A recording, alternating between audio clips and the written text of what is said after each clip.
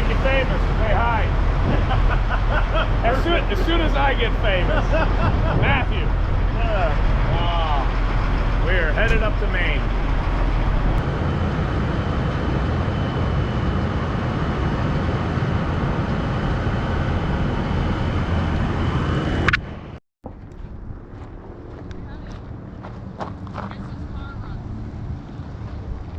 My wife said, "Hey honey, guess whose car runs?"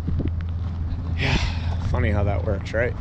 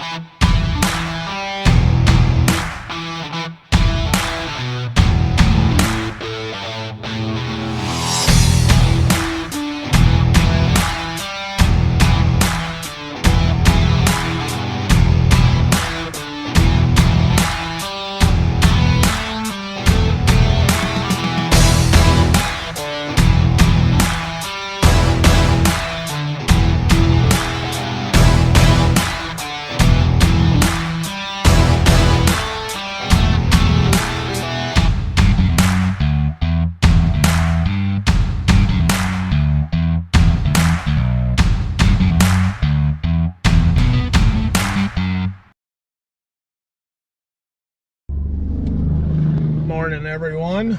I'm sitting on the side of Highway 30 here waiting for my load, which is coming up my backside right now, out by Fort Wayne, Indiana, and we are headed to Portland, Maine.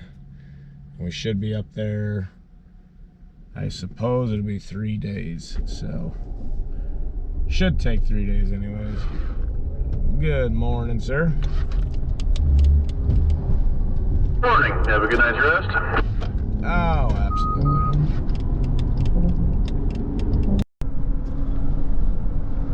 So it's some of the little wins or whatever, but I left my oatmeal cup at home on this trip. I went to make some oatmeal this morning and realized I put my cup in the dishwasher while I was at home, and somehow I don't like taking things out of my car into the house because then I end up always forgetting something that's part of like my setup in here that I use every day that I'm on like multi-day loads or out of town for several days. But thanks to my investment that I wish I would have done years ago, my fridge back here, these little bowls of cereal are $1 at Walmart, and they're, you know, self-contained, so you don't need a separate bowl and all that stuff. And now that I have this fridge, I can be driving down the road, and when I am finally hungry a couple hours after getting started, it is real easy to chug down the road. I can reach right back, get my milk, pour myself a bowl of cereal, and that right there saves me from what I used to do, which was eat junk food when I finally got hungry. It used to boil down to Little Debbie's and you know, those, like, I want to say cereal or granola bars, but they were the unhealthy ones. They were like the cereal bars with all that sweet stuff holding it together, and they're just full of sugar. They're not healthy at all. So I don't know how healthy Raisin Bran is, but I would rather eat a bowl of this than gorge down 3 nutty bars or something, and it's not fulfilling. So great having this cooler back here now, or fridge as I'll call it. I used to, on long trips, I would take a cooler with ice, and if I was gone for 5, 7, or 8 days, trying to keep like food that wasn't cheap. If I took meat to cook on the grill or whatever else, I constantly have to keep it iced down, and that ice is always melting. And I would spend, you know, like some really long trips, you realize you spend $30, $40 on ice being gone for 3 weeks and trying not to let your food spoil, which you still ended up throwing out food because some days it just melted, and before you know it, you've got lunch meat floating in there, and it's just, you got to throw it out. And I figure this cooler back here, this fridge freezer, for what I paid in it, maybe, I think I paid around $250. And that alone, the trips that I've done just this summer, I would have easily spent that, you know, on buying ice and keeping like lunch meat cold and all that stuff. So it's definitely a great investment if you're going to be in a truck or in a car. You know, I know even the truckers have, a lot of them don't have a fridge or a freezer. They'll just pack a cooler and take it with them on the road. And this thing takes like zero juice at all. It'll run off of the little plug that's in the back of my car, which I think those little plugs there are only like 100 watts or maybe 150 watts. And these compressor freezers only use about 60 watts. So they used to make, I think they still do, you can see them at the truck stops, but they make like Coolatron used to be one of the name, and like Coleman Coolatron and some other stuff like that, which you could plug into a cigarette lighter, and it was a cooler warmer, and it would only keep your stuff like 20 to 30 degrees below the ambient temperature. So if it was 75 in your car, you know, it would keep it about 45 degrees, I guess, which is not what's going to keep food fresh. And the issue with those is they used a ton of power. Like the cigarette lighter plugs would get super hot and blow the fuses. The socket in the car would get super hot. They're just really, really inefficient. And I've seen the prices for them, like out in Iowa at the truck stop and stuff. They're not selling them for cheap, when you can get on Amazon and get one of these freezer fridges comparatively more energy efficient. They actually keep your stuff at a safe temperature for storing cold food, and they have a freezer, which again is ice cream. Or if you're going to be gone for weeks, you could throw a couple chunks of meat in the freezer and pull it out when you're going to be ready to eat or cook or whatever. And yeah, it's just a great investment. Great investment. I suppose that was enough chit chat there. Now it's soft enough that I can eat it. And I was looking, and the one day I finally was like, that's it, I'm leaving, I'm going up here, and I'm gonna buy that fucking van. And I stopped at a place before I got there, seen that, and I'm like, it's got TVs, and it's got internet, and it's got this. Right. That's a nice van. And he's like, yeah, you know, I'm like, trying to explain to me what a hybrid is. And I'm like, can I put gas in it and drive? He's like, yes, you can. And I'm like, that's all I care then. I don't give a fuck how hybrid works. I should have. I should have. I met a woman escort driver out of Florida, down by Jacksonville. She had two Toyota Prius. Those are better. I've heard the Priuses are better, but there's also, that's the other, like the big difference with this is a plug-in hybrid. So it does its own little bit of charging when you brake and you do this, but this is the one you go home and your soccer mount, plug it in, and it gives you 40 miles, versus the Prius and a lot of the other hybrids are all self-contained. Even the Honda Odyssey or whatever the other minivan is, or Sienna, they make an all-wheel drive hybrid version. It gets fucking 38 miles to the gallon on a shit day. So, I picked Matt up outside of Fort Wayne, Indiana this morning. I drove out last night. Got there late, as usual, because I'm a dummy, and I always leave way later than I'm supposed to. But, I still got about 4.5, 5 hours sleep, and he met me there at the truck stop at about 8:45, and we are actually going to park right by my house tonight, so I'll have them parked this afternoon, and it's election day, so I'll still be in town to go make my vote count, right? There you go. Thank you. Yes, ma'am. Oh, there's another one. Thank you again.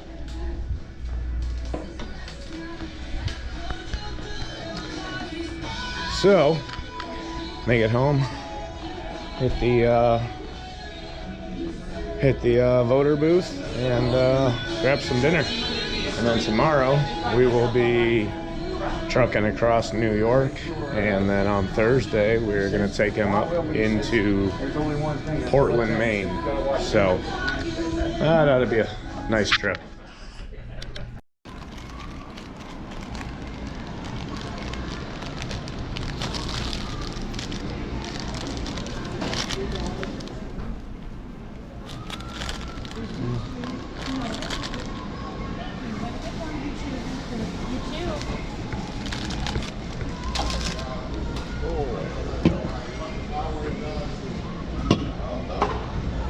Hello, how are you? I got 3 of those grill things. The little roller things. Yeah, the tornado roller things. These bags are designed for 2, but I could fit 3 in there. There you go. Like stuff in a bus. Yes, exactly.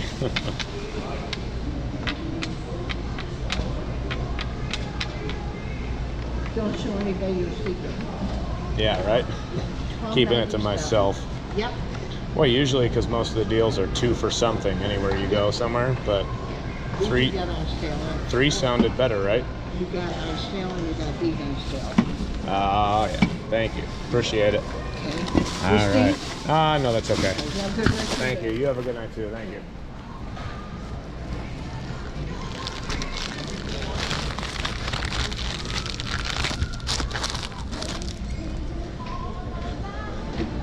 It was weird. I didn't realize there was a guy just standing behind me. And then he stepped off to my side. He must have seen himself on the video. That's all right. Whoever you are, if you see this, hi.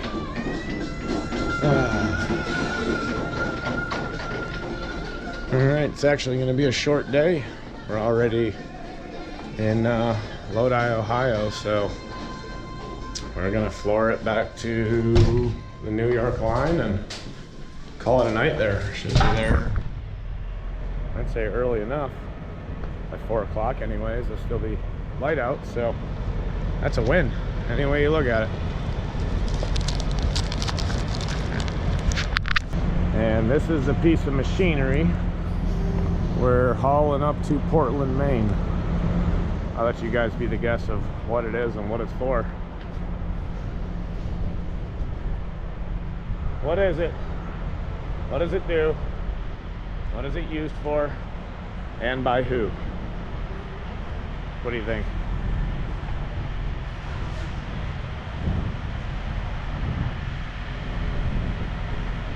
I'm getting a ton of love by the old W900. Ready to floor it, buddy? Yeah, actually, while we're sitting here, I'm gonna make a phone call. I've never talked to the people where we're going. No. Somebody else was. I'm just gonna see if I can get a hold of them real quick. You're not even friends with them. I'm not. That's not good. I don't. You gotta know where you're going. You don't go in blind. Well, I know where I'm going. Yeah, no. But I want them to know that I'm coming. Right. Yeah, won't be bad. Sure, it'll be just like last time, right? Except nobody will be there to help you. I will. Don't worry. I don't know what I'm doing. I told him I'm only helping him if he lets me drive it, so we'll see.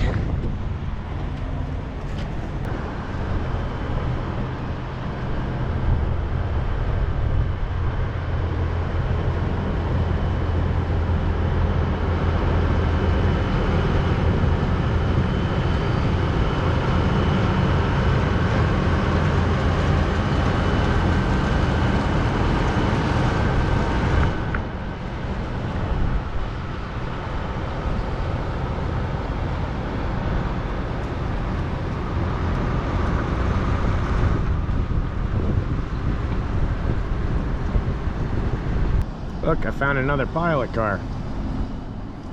There we go. Pilot car near me. Just Google that. need a pilot car, just look for pilot car near me. It's kind of catchy.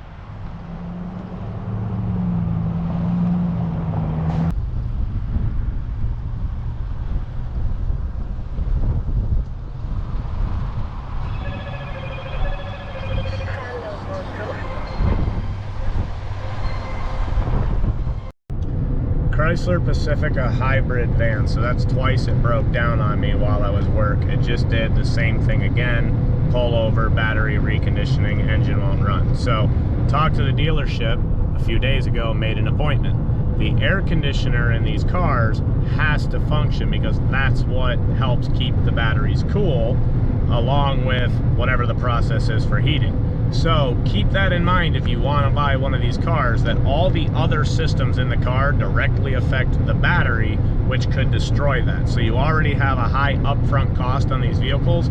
It's very high, and then the repair bills will be even higher. A typical car, if you lose the air, you could just let it go for a little bit until it's time that you want to fix it. Not in these cars. You are going to do it, or the car is going to be useless to you. Keep that in mind. It's a very expensive vehicle to have.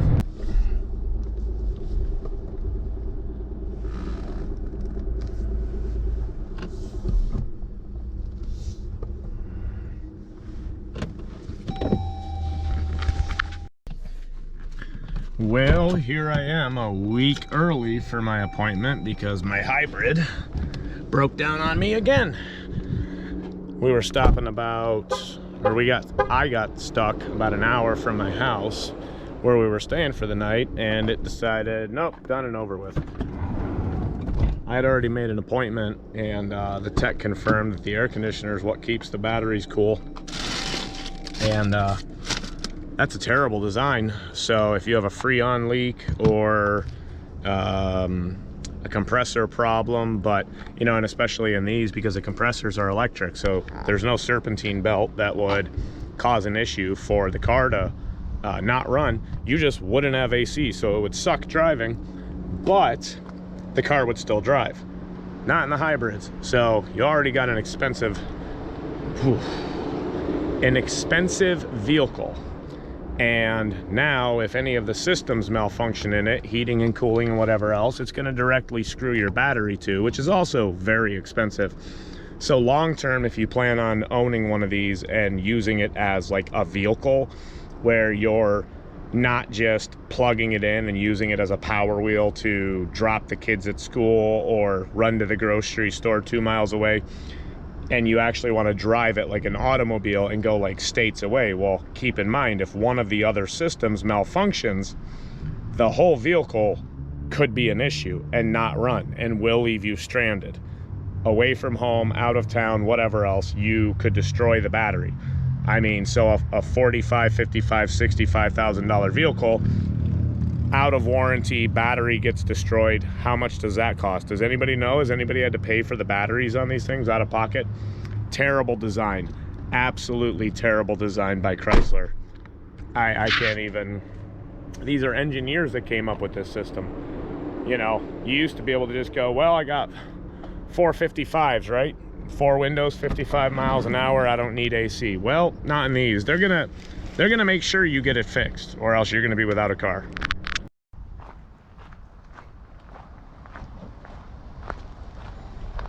Look who came to save the day.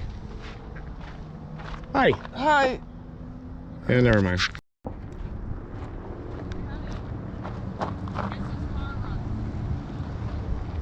My wife said, hey honey, guess whose car runs? Yeah, funny how that works, right? So now this car because of just, you know, the air conditioner not working, which it's typically pretty cool out right now. I mean, we are into November.